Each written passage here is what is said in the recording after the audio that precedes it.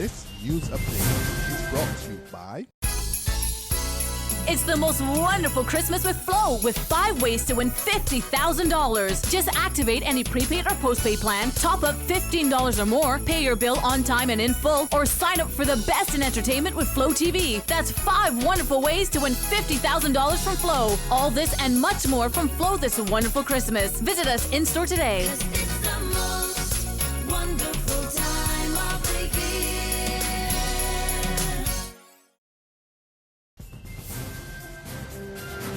It's Tuesday, January the 3rd, 2017, and this is your Barbados Today morning news update. I'm Emmanuel Joseph. Thanks for joining us, and Happy New Year to everyone. We begin with news of an outstanding 2016 business year for the Bridgetown Port. Chief Executive Officer of the Barbados Port, Inc., David John Murray, tells Barbados Today that the seaport recorded 15% growth in both local and new transshipment cargo and between 2 and 3% improvement in cruise passengers. We did a lot more transshipment business. We worked on the transshipment business because Barbados is a destination port and the cargo that comes here is for consumption. And the other way to grow revenue is by transshipment. And we did reasonably well there, which of course follows our plan when plan were 5. So we did a lot more transshipment business. John Murray also revealed that home porting business continued to rise, even as 8% more ships called at Barbados.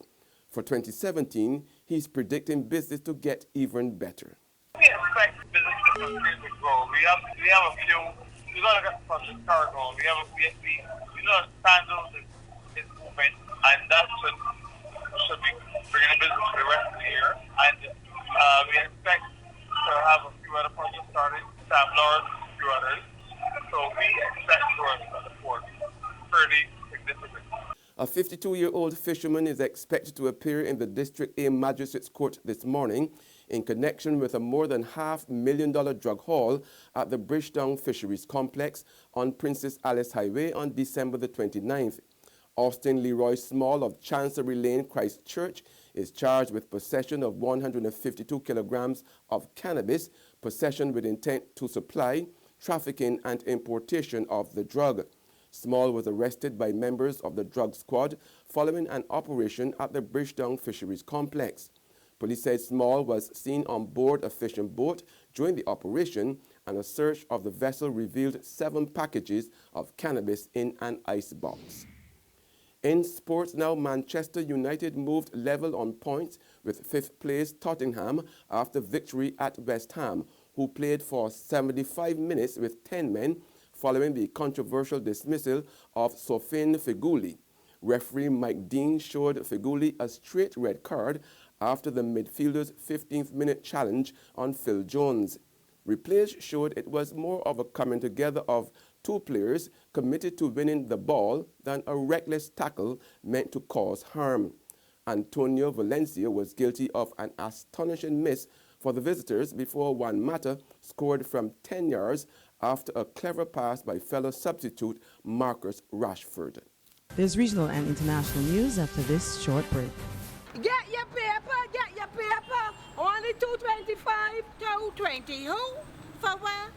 That's bare stale news. I don't read about that on Barbados Today since last night. That can't only care do. $2.20. Who? The Barbados Today, news you can trust.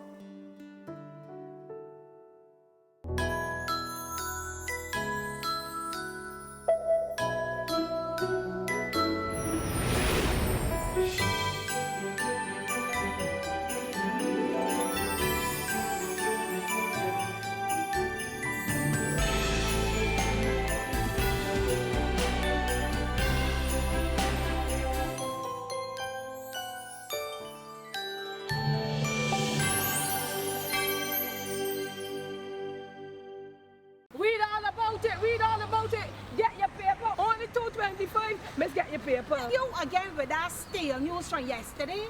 I got the Barbados Today app on my phone, and I just get my news for free. What do she? The Barbados Today, news you can trust.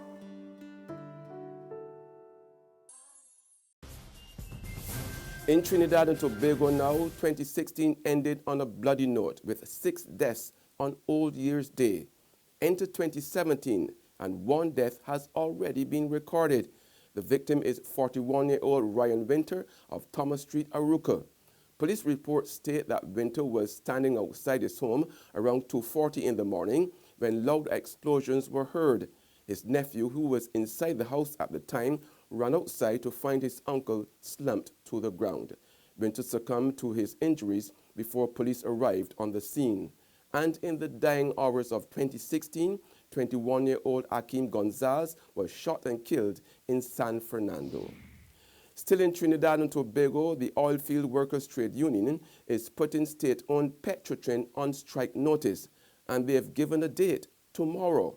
Talks broke down after a 19-hour session which started at 11 a.m. on Thursday and ended at 5 a.m. on Friday. President General Ansel Roger said despite all attempts, they were nowhere closer to a settlement. I also want to warn and advise that the motoring public shall take precautionary measures and fill up as much as you can. Do as much motoring as you can between now and then, because when that time comes, we cannot guarantee you a reliable supply. And on the international scene, Turkish police have launched raids in Istanbul and arrested 12 people as the hunt for an attacker who killed 39 people in a nightclub intensifies. Deputy Prime Minister Numan Kurtulmus said authorities had fingerprints and a basic description and vowed to speedily identify the suspect. Some 600 revelers were in the Reina nightclub early on Sunday when the gunman attacked.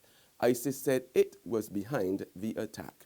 The authorities haven't released much information about these people, and again, they're suspects. These are people that they think may have known about this operation or may have helped about it, or may have helped, but really we do not know much about these 8 people. But this nationwide manhunt is underway for this man that ISIS claims is one of their own. A soldier, they say, was carrying out this attack at the nightclub to attack Christians on a night of their celebration. Now, many Muslims were among those victims on this New Year's Eve celebration, and ISIS also saying that it was out of retaliation for Turkey's involvement military operations in Syria against ISIS. Now, right now, Turkish troops are facing off against ISIS in El Bab. We're also getting a picture of this suspect that the police believe could be behind this deadly shooting. This picture is circulating on Turkish media. Now, this man, if he is an ISIS operative, it could be a ticking clock as he might try to make it to Syria, back to territory held by ISIS. And that's news and sports, but for the very latest, visit our website at www.barbadostoday.bb. Also subscribe to our e-paper, email updates, and like us on Facebook.